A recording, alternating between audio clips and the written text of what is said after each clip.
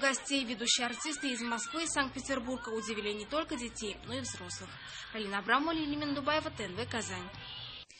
Скорпионс в 4-й раз выступили в столице Татарстана. Многотысячная Татнефть-арена бурно реагировала на все посылы со сцены. Фанаты пришли с цветами и активно ловили барабанные палочки, которыми музыканты запаслись специально больше, чем это нужно для игры, чтобы порадовать поклонников. Общему восторгу поддалась и Маргарита Петрова.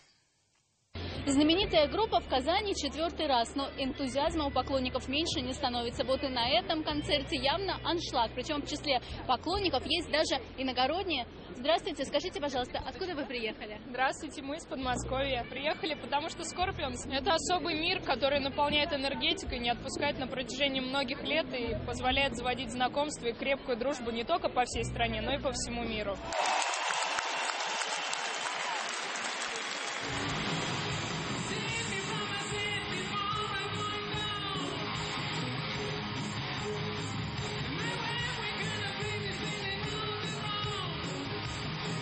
Вот и на сцене сложилась интернациональная команда. Вдохновлять Скорпионс помогал Российский симфонический оркестр «София». А место за дирижерским пультом занял Константин Арбелян из США. Бурные овации в этот вечер достались каждому участнику действа.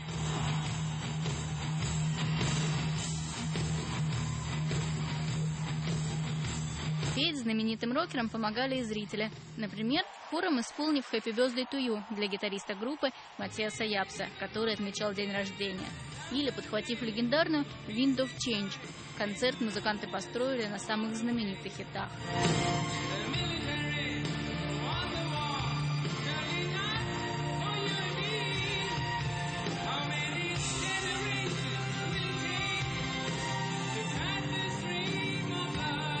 Скорпионс представили альбом «Coma Black». Он вышел в ноябре 2011 года.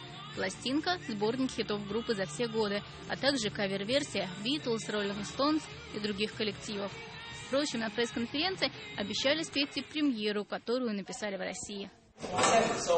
Мы летели из Хабаровска в Владивосток, погода была жуткая, самолет трясло, он словно танцевал с лунным светом. Так появилась новая песня. Еще музыканты признавались, выступать в России им всегда в радость. Казань стала вторым городом тура после Москвы. Впереди Санкт-Петербург, Украина и Прибалтика. На бис скоро не пели, зато в шутку или всерьез пообещали повторить на бис весь этот прощальный тур. Маргарита Петрова, Амир Залюшев, ТНВ, Казань. Таковы наиболее заметные события к этому часу, а сразу после